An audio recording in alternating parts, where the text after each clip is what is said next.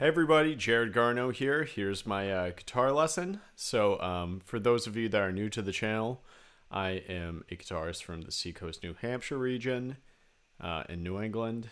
And yeah, so I specialize in anything slide guitar, blues, jazz, funk, country, gospel, that sort of thing. Specifically, with my love for the Allman Brothers, Derek Trucks, and anything related to that musical lineage. But yeah, so today's lesson we're going to go over how to feel rhythms in songs. So if we're taking like the song Dreams, for example, I'm just going to use Dreams as like the example because it's in 3. And if you're anything like me, I had a hard time feeling songs in 3 for a while. Shuffles not really counting. I mean like kind of like songs that kind of a waltz feel or a 6/8 feel or anything like that. So songs like Dreams, Whooping Post, some like gypsy waltzes that you hear like Django do, anything in that sort of feel. It can be kind of odd, not like including shuffles. Shuffles are kind of like its own thing. I'm talking like something that's definitely like a 3 waltz feel. But yeah, so anyways, here's like my loop of Dreams that I recorded earlier.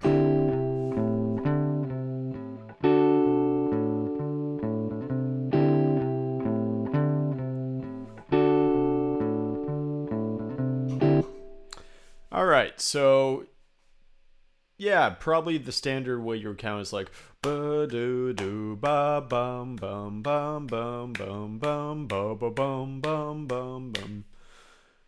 But really, you can think of it as just like one pulse with dividing into 3. So like bum bum bum bum bum bum bum bum bum bum bum bum bum bum bum.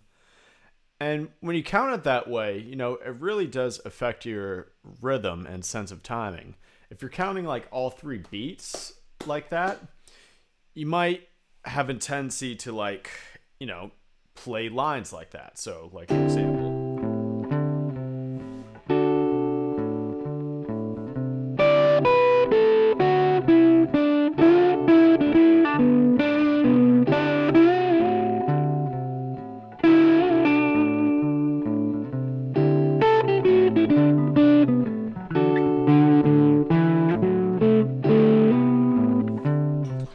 And that's fine and cool and everything, but like the problem with that is it doesn't leave you really much room to go if you're trying to subdivide beyond that in every beat.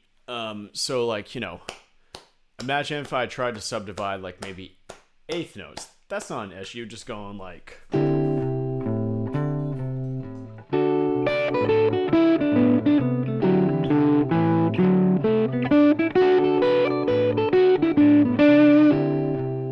that's fine. And I could even add some like maybe make those 8th notes straight, just going.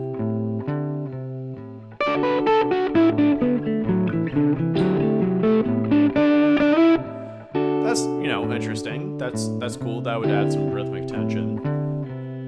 But what if I tried to do stuff beyond that? Just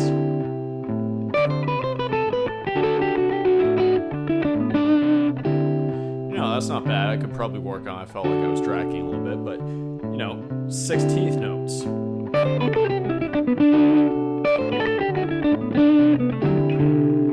Gets a little shreddy, gets a little bit harder to control. Not saying that you shouldn't work on that or anything, but if you're just relying on just like fast shreddy stuff as the bulk of your playing, it's probably gonna create like ear fatigue for the listener. Just like shredding the entire time. Turn that off. Like especially for the style like Dreams, like we want it to be that kind of like dream like, no pun intended actually, dream-like state, kind of has that ethereal feel, very floaty sounding. So like a lot of the rhythm should be based around that sort of feeling. So what I like to do is just feel that one pulse, but I'm still dividing 3s in my head. So 1 2 3 1 2 3 1 2 3 1 2. But if you start subdividing rhythms based off that pulse, some interesting things happen. Starting with just twos. So like, if I'm just like playing the backing track, and I'm just gonna hang on the root note D just for the sake. I'm just gonna divide each beat into two.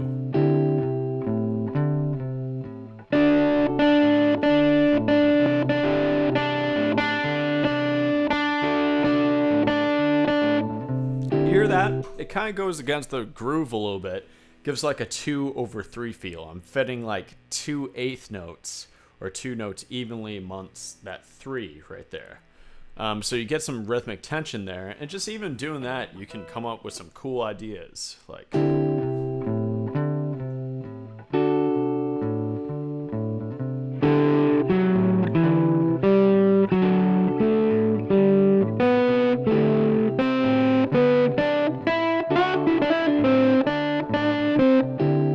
so even that, you heard how I started off like kind of pulling the listener, and with those kind of like tense sounding 8th notes against that 3 feel, it really caught the listener's attention, be like, what's going on here?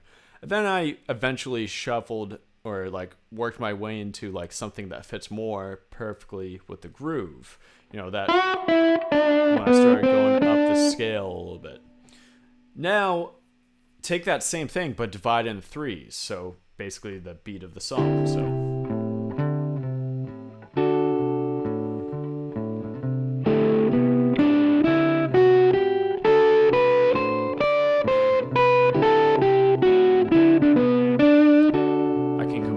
with the previous 2 feel.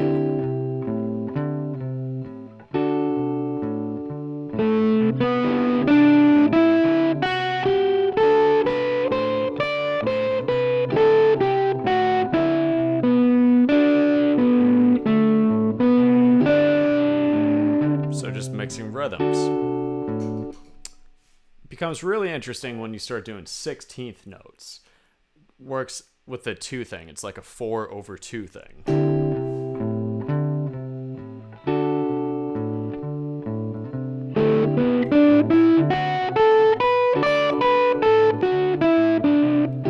That wasn't quite. 1 and 2 and 1 and 2.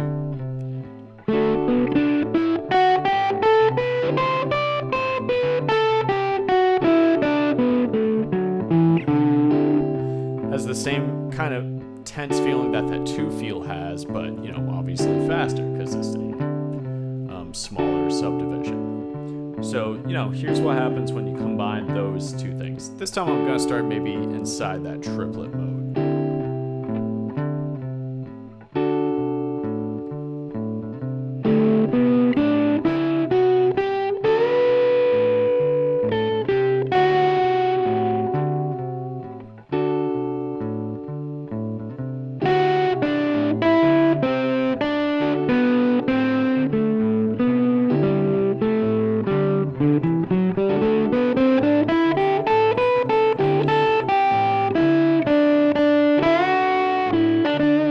Just messing with rhythms. I'm not really doing like maybe that most like interesting scale choices or scale runs, but just messing around with rhythms, you get some pretty cool sounding stuff.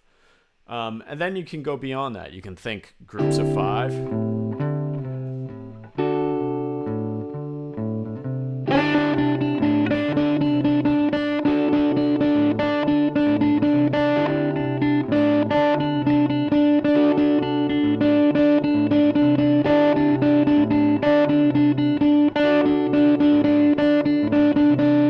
So just a 5/3 sort of thing.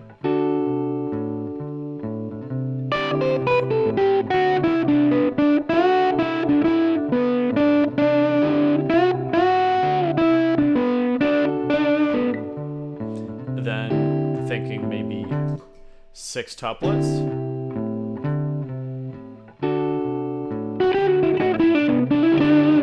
So that like lick that Dwayne does in the beginning is just a 6 tuplet essentially.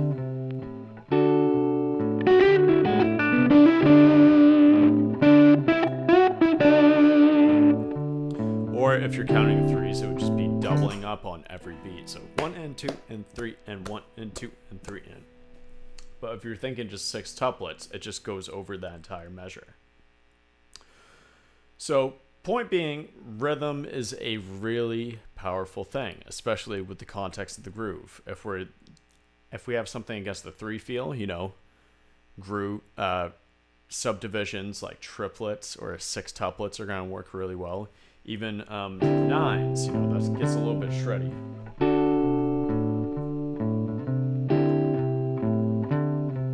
So I have to think about that. Triplet, triplet, triplet, triplet, triplet, triplet, triplet, triplet, triplet, triplet, triplet, triplet, triplet,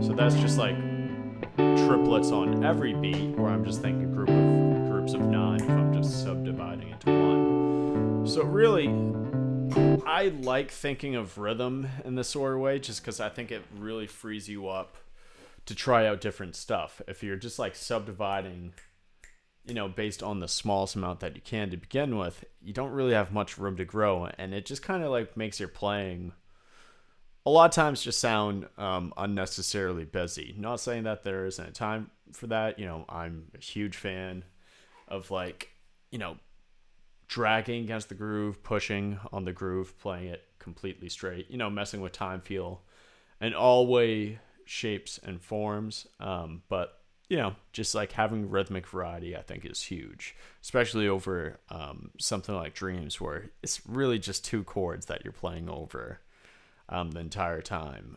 One bass note, really. We're just doing D, C, A, that descending bass line thing just over those 2 chords the entire time. So you really don't have much in terms of harmony to work with. So that just leaves you melody and rhythm. So, you know, really training yourself on that rhythmic side can help you a lot. But anyways, guys, that is it for today's lesson.